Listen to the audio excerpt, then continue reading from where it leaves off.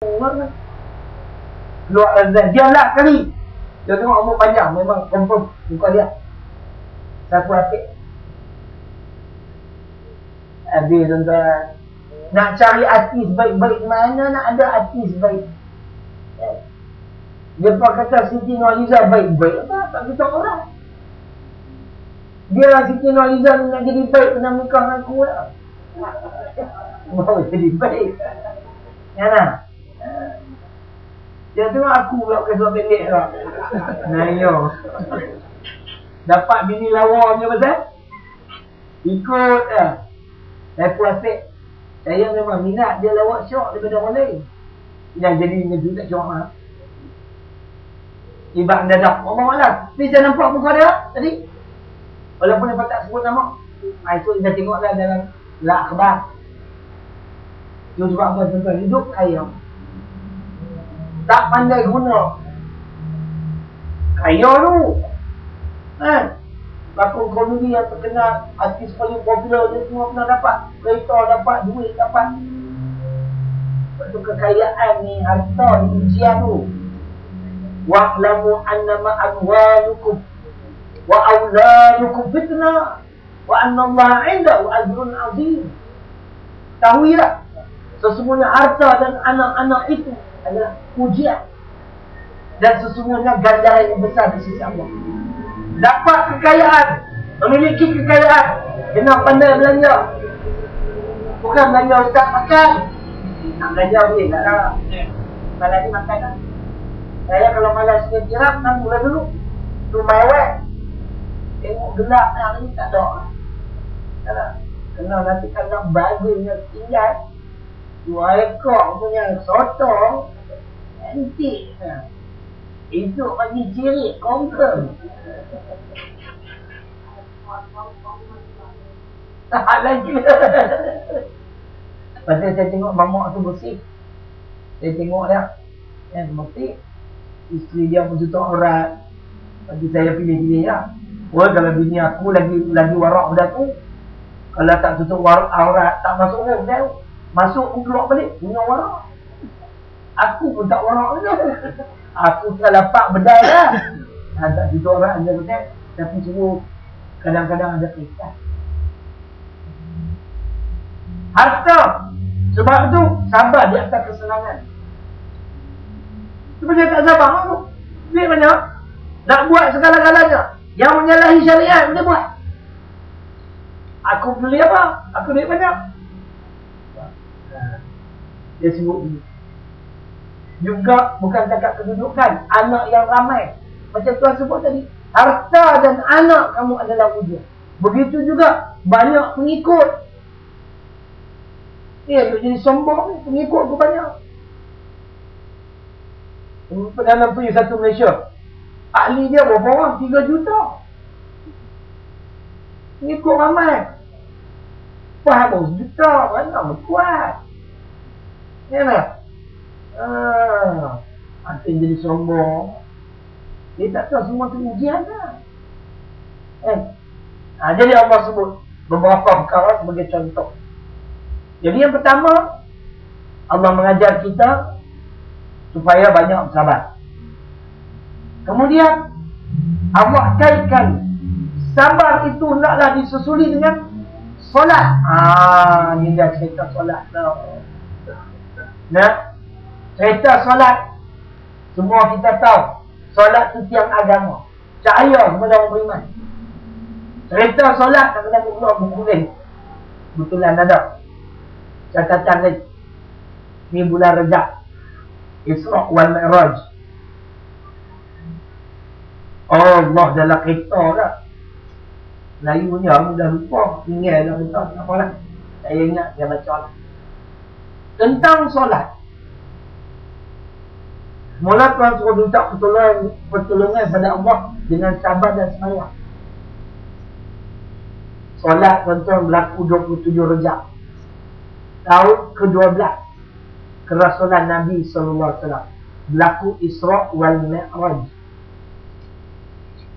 11 tahun pertama Nabi hanya membicarakan tentang akidah. Tahun ke-12 kerasulan baru perintah Semayang, solat. Jibril mai masuk melalui buku rumah adik Muslim, bedah dada dia, cuci dengan air Zam-Zam. Lepas tu Jibril bawa mai satu bulan yang berisi dengan hikmah dan iman. Dimasukkan hikmah, kemudian dimasukkan iman ke dalam dada Nabi, kemudian dijahit balik. Ajaran banyak kan adik mulia. Islam menyuruh kita cari ilmu. Lepas ilmu ada, baru dia main iman. Naik buruk pula. Sekali melangkah jauh, mata memandang. Perjalanan daripada Mekah ke apa? Mana? Palestin. Masjidil Aqsa 3,000 kilometer. Dapat terbang kalau 3,000 kilometer 3 jam.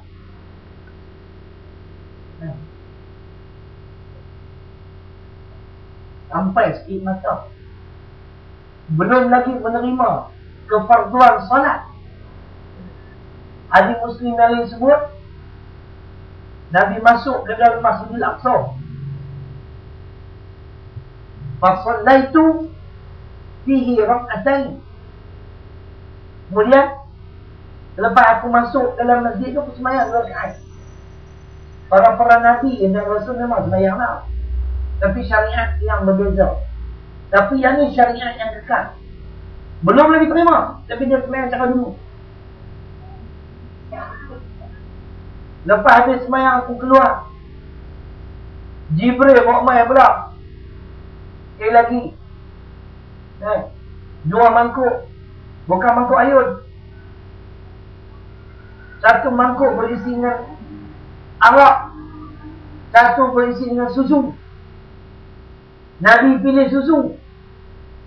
Jibril kata pilihan yang tepat sekali. Susu tu ialah agama Islam, fitrah, bersih, selamat. Baru naik, bertemu dengan Allah 50 waktu. Turun balik, jumpa Nabi Musa. Musa kata tak boleh. Aku tak nampak jalan umat hang boleh buat sehari semalam 50 waktu. Hang pergi minta korang. Turun naik 9 kali, diskaun. Ada diskaun juga tuan-tuan. Sampai ingat Tesco saya ada diskaun. Tinggal 5. Jumpa lagi Musa tanya tinggal apa? 5 pun tak boleh. Muhammad kata tak boleh Musa, aku malu. 5 pun tak boleh buat. Dia kata tambah subuh lagi cerai. Subuh pula 5:45 lah. Pulangnya awal.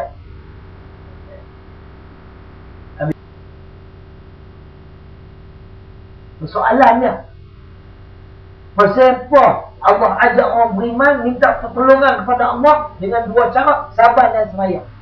Semayang ni, kita nak perjelaskan kenapa kita perlu solat. Karena solat tu yang pertama mengingatkan kita kepada Allah. Wa aqimis salat li dzikri, surah Taha ayat 20. Dan dirikanlah semayang untuk mengingati aku. Bulan lepas saya dah bahas, fadhkuruni azkurkum. Bila apa ingatkan aku ingatkan Allah. Cara kita nak ingat pada Allah melalui semayang. Ayat aqimis salat li dzikri, surah Taha ayat 14 20. Tak betul. 14. Surah 20 ayat 14. Wa aqimis salat li dzikri, dan dirikanlah semayang untuk mengingati aku. Ingat tuan-tuan, saya kata Ayat yang saya pilih mana ni? Pada pejuang-pejuang Islam sembahyang ni. Sembahyang ni tak boleh tinggal selagi akal fikiran kita siungan. Lagi duk boleh fikir 1 campur 1 2 dengan sembahyang. Kalau 1 campur 1 3